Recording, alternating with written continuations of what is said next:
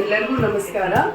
ಸರ್ಕಾರಿ ಹಿರಿಯ ಪ್ರಾಥಮಿಕ ಶಾಲೆ ಮುದ್ದಾಬಳ್ಳಿ 7ನೇ ತರಗತಿಯ ವಿದ್ಯಾರ್ಥಿಗಳು ಈಗ ಕನ್ನಡ ಭಾಷೆಯಲ್ಲಿ ವ್ಯಾಕರಣದ ಒಂದು ಭಾಗವಾದ ಸಂಧಿಗಳು ಎನ್ನುವ ನಾವು ಟಾಪಿಕ್ ಮೇಲೆ ಇವತ್ತು ಮಕ್ಕಳಿಗೆ ಒಂದು ಪ್ರಾಜೆಕ್ಟ್ ವರ್ಕನ್ನು ಕೊಟ್ಟಿದ್ದೇವೆ.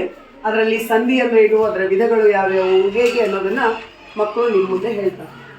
ಎರಡು ಅಕ್ಷರಗಳ ಕಾಲವಿಳಂಬವಿಲ್ಲದೆ ಕೂಡುವುದಕ್ಕೆ ಸಂಧಿ ಅನ್ನುವರು. ಅವುಗಳೆಂದರೆ ಕನ್ನಡ ಸಂಧಿಗಳು ಮತ್ತು ಸಂಸ್ಕೃತ ಸಂಧಿಗಳು. ಕನ್ನಡ ಸಂಧಿಯಲ್ಲಿ 3 ವಿಧ: ಲೋಪ ಸಂಧಿ, ಆಗಮ ಸಂಧಿ, ಆದೇಶ ಸಂಧಿ. ಸಂಸ್ಕೃತ ಸಂಧಿಗಳಲ್ಲಿ 7 ವಿಧಗಳು: ಸವರ್ಣ ದೀರ್ಘ ಸಂಧಿ, ಗುಣ ಸಂಧಿ, ಎಣ್ ಸಂಧಿ, ವೃದ್ಧಿ ಸಂಧಿ, ತತ್ವ ಸಂಧಿ, ಸುತ್ವ ಸಂಧಿ, ಅನುನಾಸಿಕ ಸಂಧಿ. ಕನ್ನಡ ಸಂಧಿ ಅಂದರೆ ಎರಡು ಕನ್ನಡ ಪದಗಳಾಗಿರ್ತವೆ.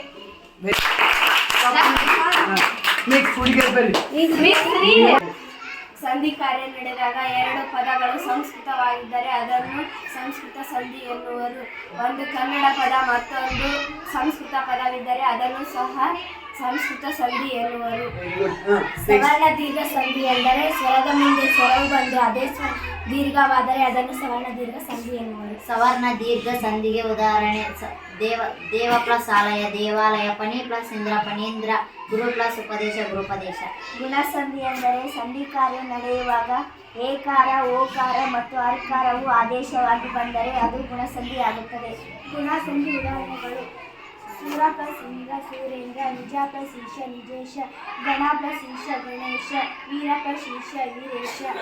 ದರ ಪ್ಲಸ್ ಇಂದ್ರ, ದರೇಂದ್ರ. ಸೂರ್ಯ ಪ್ಲಸ್ ಸೂರ್ಯೋದಯ. ಧೀರ ಪ್ಲಸ್ ಈಶ, ಧೀರೇಶ. ನರ ಪ್ಲಸ್ ಇಂದ್ರ, ನರೇಂದ್ರ. ಮಹಾ ಪ್ಲಸ್ ಈಶ, ಮಹೇಶ. ಗಜ plus Indra, Gajendra. Very good. ಲೋಪ ಸಂಧಿ ಎಂದರೆ ಸ್ವರದ ಮುಂದೆ ಸ್ವರ ಬಂದು ಸಂಧಿ ಕಾರ್ಯ ನಡೆಯುವಾಗ ಅಕ್ಷರ ಬಿಟ್ಟು ಹೋದರೆ ಅದನ್ನು ಲೋಪ ಸಂಧಿ ಎಂದರೆ ಸ್ವರದ ಮುಂದೆ ಸ್ವರ ಬಂದು ಸಂಧಿ ಕಾರ್ಯ ನಡೆಯುವಾಗ ಅಕ್ಷರ ಬಿಟ್ಟು ಹೋದರೆ ಅದನ್ನು ಲೋಪ ಸಂಧಿ. ಲೋಪ ಸಂಧಿಗಳಿಗೆ ಉದಾಹರಣೆ: 3 ಪ್ಲಸ್ ಅಲ್ಲಿ, ಊರಲ್ಲಿ. ಬೇರೆ ಪ್ಲಸ್ ಒಬ್ಬ, ಬೇರೊಬ್ಬ.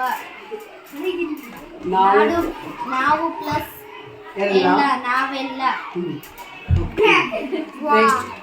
ಆಗಮ ಸಂಧಿ. ಆಗಮ ಸಂಧಿ ಎಂದರೆ ಸಂಧಿಯಾಗುವಾಗ ಒಂದು ಅಕ್ಷರ ಹೊಸದಾಗಿ ಬಂದರೆ ಅದನ್ನು ಆಗಮ ಸಂಧಿ ಎನ್ನುವರು. ಆಗಮ ಸಂಧಿಗೆ ಉದಾಹರಣೆ: ಕೈ ಪ್ಲಸ್ ಅನ್ನು, ಕೈಯನ್ನು. ಶಾಲೆ ಪ್ಲಸ್ ಇಂದ, ಶಾಲೆಯಿಂದ. ಶಾಲೆ ಪ್ಲಸ್ ಅಲ್ಲಿ, ಶಾಲೆಯಲ್ಲಿ. ಹಸು ಪ್ಲಸ್ ಅನ್ನು, ಹಸುವನ್ನು. ಮರ ಪ್ಲಸ್ ಅನ್ನು, ಮರವನ್ನು. ಪುಸ್ತಕ ಪ್ಲಸ್ ಅನ್ನು, ಪುಸ್ತಕವನ್ನು. ಚಳಿ ಪ್ಲಸ್ ಇಂದ, ಚಳಿಯಿಂದ.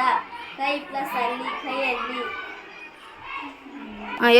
ಮನೆ ಪ್ಲಸ್ ಇಂದ, ಮನೆಯಿಂದ. ಆದೇಶ ಸಂಧಿ. ಆದೇಶ ಸಂಧಿ ಎಂದರೆ ಒಂದು ಅಕ್ಷರದ ಬದಲಿಗೆ ಮತ್ತೊಂದು ಅಕ್ಷರ ಬಂದರೆ ಅದನ್ನು ಆದೇಶ ಸಂಧಿ ಎನ್ನುವರು. ಉದಾಹರಣೆ: ಬೆಟ್ಟ ಪ್ಲಸ್ ತಾವರೆ, ಬೆಟ್ಟದಾವರೆ. ಉಡಿ ಪ್ಲಸ್ ತೊಗಲು, ಉಡಿದೊಗಲು. ಮಳೆ ಪ್ಲಸ್ ಕಾಲ, ಮಳೆಗಾಲ.